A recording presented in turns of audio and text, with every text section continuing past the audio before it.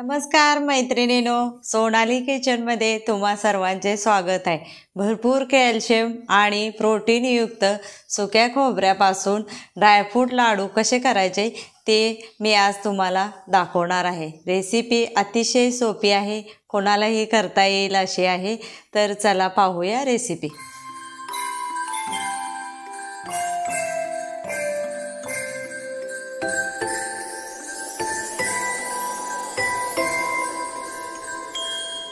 मैत्रिणींनो, ड्रायफ्रूट लाडू करण्यासाठी लागणारे साहित्य पाहूया। 1 वाटी खजूर घेतलेले बी काढून, 1 वाटी गूळ घेतलेला आहे, हे दोन्ही मिळून 250 ग्रॅम घेतलेले आहे।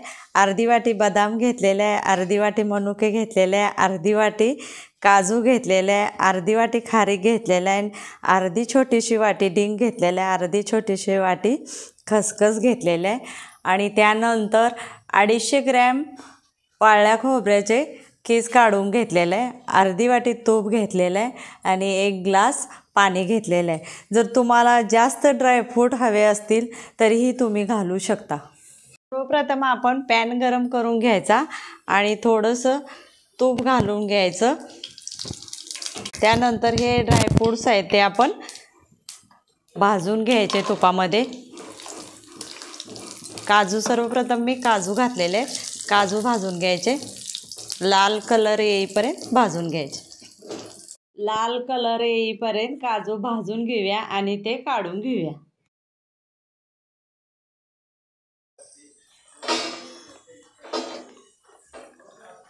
या गरम तुपामध्ये बदाम पण भाजून घेऊया। करपूस कलर येईपर्यंत बदाम भाजून घेतलेले आहेत ते पण काढून घेऊया। खारीक पण लाल कलर येईपर्यंत भाजून घेऊया।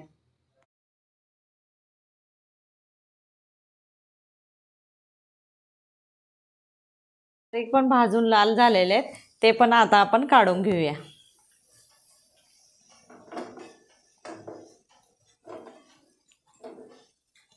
तर मनुके पण हे गरम करून घेऊया।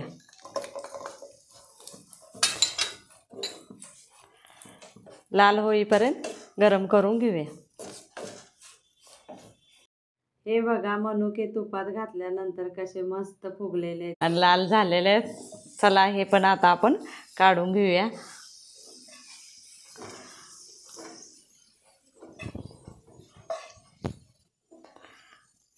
डिंक हा कठीण असतो त्यामुळे आपण तुपामध्ये घालून गरम करून घेऊया।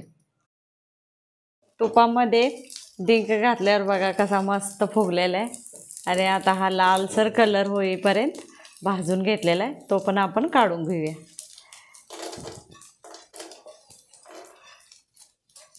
खसखस आहे हे तुपामध्ये घातल्यावर करपेल, त्यामुळे मी सुक्या खोबऱ्यामध्ये खसखस घालून गरम करून घेणार आहे। खसखस पण त्याबरोबर घातलेले आहे आणि गरम करून घेऊया। तुपामध्ये खोबरं लाल कलर येईपर्यंत गरम करून घेऊया।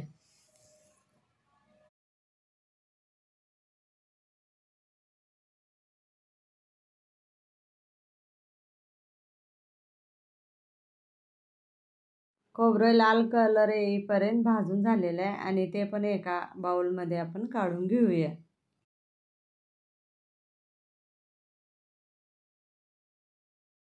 आपण सर्वप्रथम गुळाचा पाक करून घ्यायचा। त्यासाठी 1 ग्लास पाणी घेतलेलं आहे आणि 1 वाटी गूळ घेतलेला आहे तो घालायचा आणि त्याचा पाक करून घ्यायचा।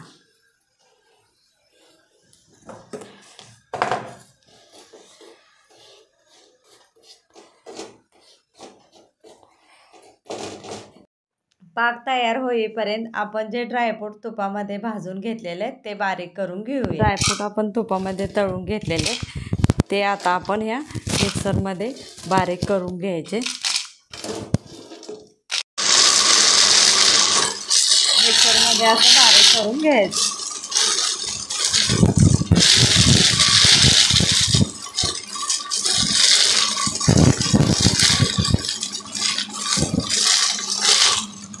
खजूर पण 1 बाउल घेतलेलं आहे ते पण आपण बारीक करून घेऊया।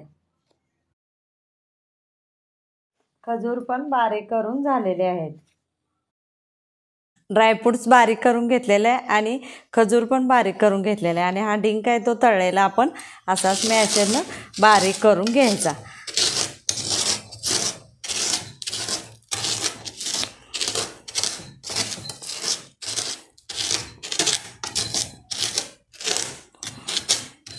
मस्त असा बारीक झालेला आहे बघा, म्हणजे लाडू खाताना पण आपल्याला असा मोठा मोठा लागणार नाही. पाक पण मस्त तयार झालेला आहे आणि चांगला शिजलेला पण आहे. आणि त्यामध्ये आता आपण खोबरे घालून घेऊया भाजलेले आणि मस्त त्यात हलवून घेऊया. आणि त्यानंतर आपण ड्रायफ्रूट्स पण बारीक करून घेतलेले आहेत ते पण घालूया.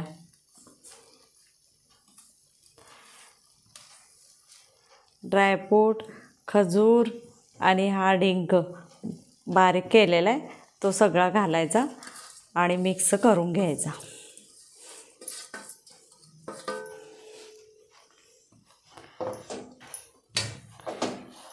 सगळं मिक्स करून झालेलं आहे आणि आता आपण ह्या पॅनमधून ताटात काढून घ्यायचं आणि सगळं मिक्स करून घ्यायचं. त्यानंतर असं हातानं आपण मिक्स करून घ्यायचं आणि लाडू बांधायला घ्यायचे.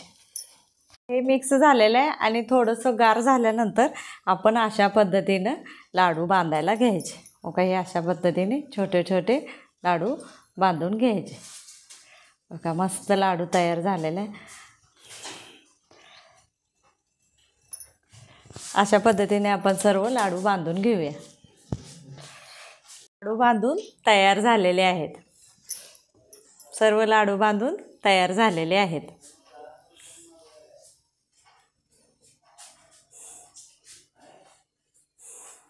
कशी काय वाटली ड्रायफ्रूट लाडूची रेसिपी? आवडली ना? कमेंट करायला विसरू नका. लाईक करा, शेअर करा, सबस्क्राईब करा, बेल आयकॉनला प्रेस करायला विसरू नका, जेणेकरून तुम्हाला नवनवीन व्हिडिओ पाहायला मिळतील. धन्यवाद.